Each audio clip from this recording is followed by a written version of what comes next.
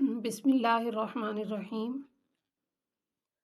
یہاں پر سب سے پہلے جو ہم نے سورت شروع کی تھی نا، سبحان الذی اسریٰ بعبدہ، یہاں پر اللہ تعالیٰ نے سب سے پہلے تو اپنی ذات کی پاکی بیان کر دی ہے، سبحانہ کہہ کر کہ اللہ تعالیٰ فرما رہے کہ سبحان الذی، پاک ہے وہ ذات۔ اس سے اللہ تعالیٰ کی پاکی بیان ہو رہی ہے کہ اللہ تعالیٰ کی ذات تمام عیبوں سے پاک ہے۔ سمجھ آ رہی ہے؟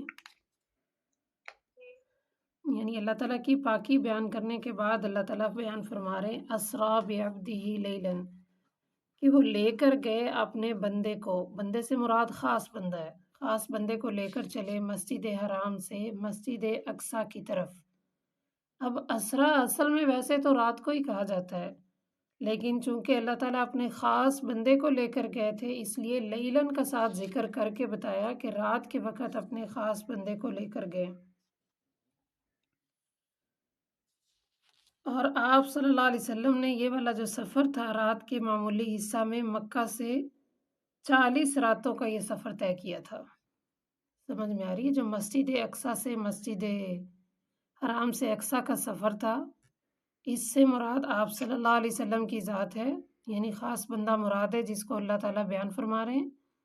اور پھر اسریٰ میں ہی، اسریٰ اصل میں رات کے حصے کو ہی کہتے ہیں، لیکن اللہ تعالیٰ نے لیلاً کا لفظ لا کر خاص کر دیا کہ خاص بندے کو خاص رات کے حصے میں مسجد حرام سے مسجد اقصیٰ کی طرف لے کر گئے۔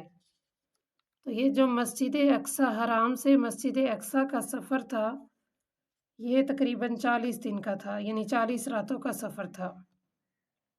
اور آپ صلی اللہ علیہ وسلم کو مسجد حرام سے حضرت ام ہانی رضی اللہ عنہ کے گھر سے لے کر جایا گیا تھا۔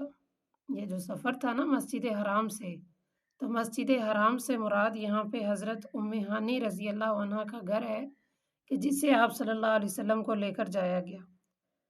اور مسجد حرام سے یہاں حرم بھی مراد ہے۔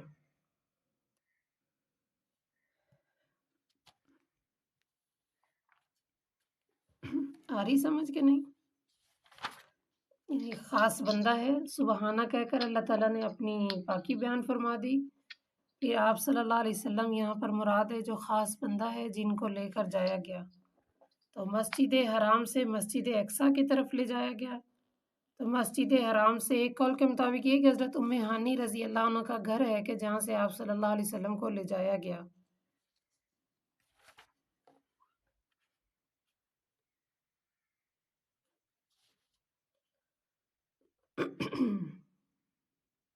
اسی طرح ایک روایت میں آپ صلی اللہ علیہ وسلم بیان فرماتے ہیں کہ میں بیت اللہ کے پاس مقام ہجر میں سونے اور جاگنے کے درمیان حالت میں تھا جب جبرائیل علیہ السلام میرے پاس آئے اور مجھے آسمانوں پر لے گئے۔ یعنی آپ صلی اللہ علیہ وسلم اپنا واقعہ بیان فرما رہے ہیں کہ میں بیت اللہ کے پاس تھا مقام ہجر میں سونے اور جاگنے کی حالت میں، جسے کہتے ہیں نا غنودگی، نہ بندہ سویا ہے نہ جاگ رہا، اس حالت میں تھا کہ جبرائیل علیہ السلام میرے پاس آئے اور مجھے آسمانوں پر لے جایا گیا۔ یہ یعنی جو وقت تھا بیت المقدس سے شروع ہوا۔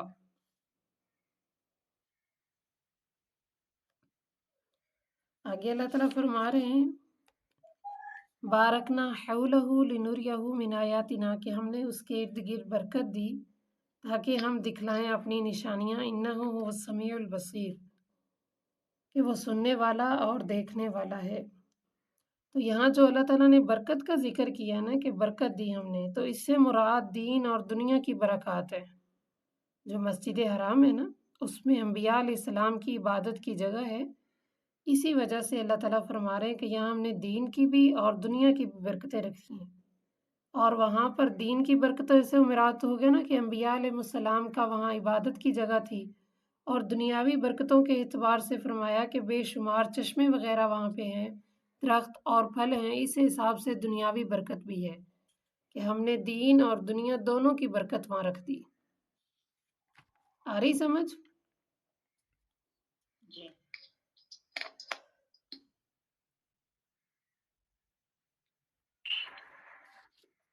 آگے فرمایا وَآتَيْنَا مُوسَى الْكِتَابَ وَجَعَلْنَاهُ هُدًى لِبَنِي إِسْرَائِيلَ، اور ہم نے دی موسیٰ علیہ السلام کو کتاب اور ہم نے ان کو بنایا ہدایت بنی اسرائیل کے لیے کہ نہ تم بناؤ میرے علاوہ کوئی کارساز۔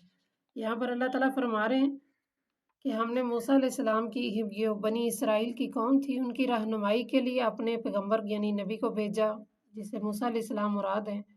ہم نے ان کو کتاب دی اور کتاب سے مراد تورات ہے۔ ہم نے ان کے اندر ان کی ہدایت کا ذریعہ بنایا اور ان کو یہ جو ہے نا صاف طور پر کہلوایا کہ اللہ تتخذوا من دونی وکیلا، کہ کسی قسم کا شبہ باقی نہ رہے کہ ہمیں صحیح طرح تعلیم اور تربیت نہیں دی گئی، ہمیں بتایا نہیں گیا۔ تو اللہ تعالیٰ فرما رہے ہیں کہ نہ تم بناؤ میرے علاوہ کوئی کارساز۔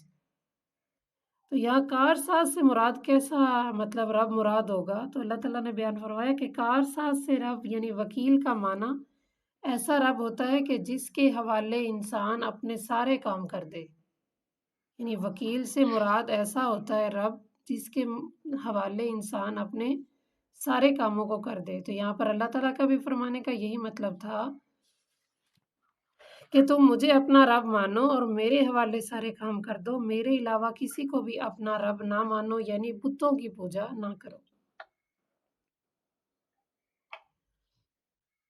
اور پھر آگے اللہ تعالیٰ مخاطب کر کے فرما رہے ذریۃ من حملنا مع نوح، اے نوح علیہ السلام کی اولاد، انہ کان عبدا شکورا، کہ بے شک وہ بندہ تھا شکر کرنے والا۔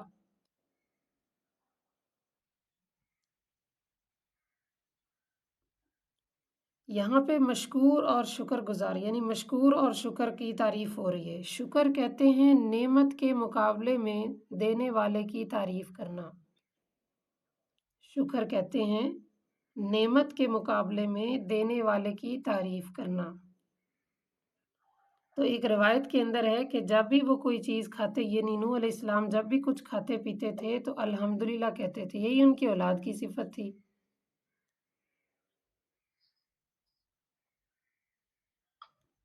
پھر آگے فرمایا کہ بنی اسرائیل کی یہ تو خوبی بتائی نا کہ ہم نے نوح علیہ السلام کو ان کی قوم کے اندر بھیجا تاکہ وہ ان کو بتائیں کہ اللہ کے علاوہ کسی کو کارساز اپنا رب نہ بنائیں۔ لیکن بنی اسرائیل کیسی قوم تھی؟ وہ ایک سرکش تھی۔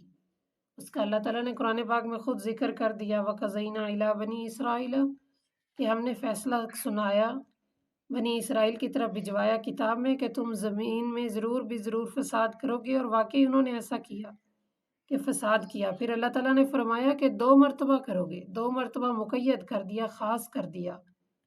اب انہوں نے واقعتاً زمین میں ایسا فساد کیا۔ پہلی مرتبہ یہ کہ حضرت زکریا علیہ السلام کو قتل کیا، یہ ان کا پہلا فساد تھا۔ ان کو قتل کرنے کی ان کی وجہ یہ تھی کہ انہوں نے ان کو اللہ تعالیٰ کی ناراضگی سے ڈرایا تھا کہ غلط کام نہ کرو، اللہ سے ڈرو۔ ان کے اس تبلیغ کرنے کی وجہ سے انہوں نے ان کو ہی قتل کر دیا۔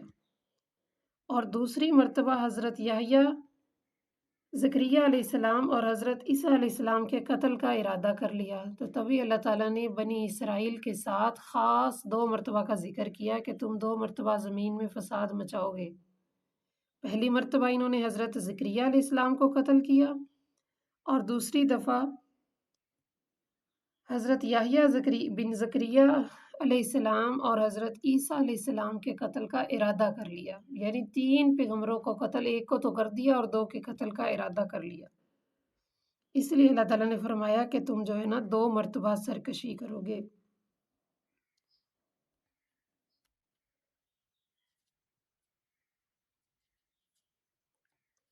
آگے فرمایا فَإِذَا جَاءَ وَعْدُ أُولَاهُمَا،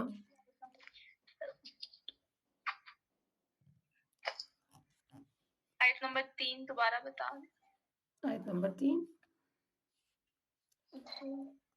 ذریۃ من حملنا مع نوح، یہ والی جی فرمایا ذریۃ من حملنا مع نوح، اے نوح علیہ السلام کی اولاد، یعنی اللہ تعالیٰ نوح علیہ السلام کی اولاد سے مراد ہے جو کشتی میں سوار کر کے اللہ تعالیٰ نے طوفان سے بچائے تھے۔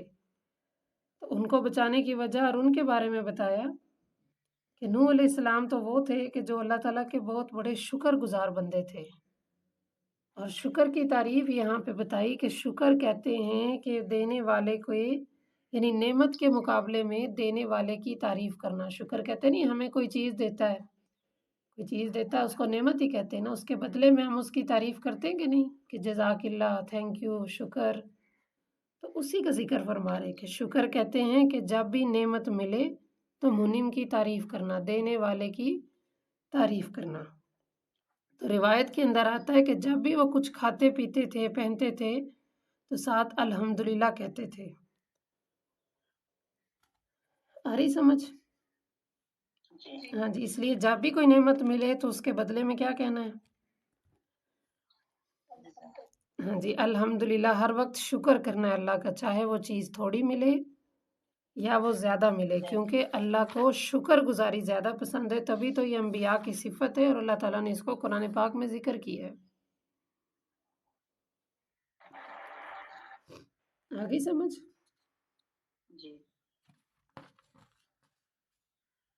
چلیں آگے ساتھ ترجمہ بھی پڑھ لیں۔ بسم اللہ الرحمن، آگے ترجمہ بھی پڑھ لیں ساتھ تھوڑا سا، کل آگے 2 چھٹیاں ہیں تو پھر یاد کر لیں۔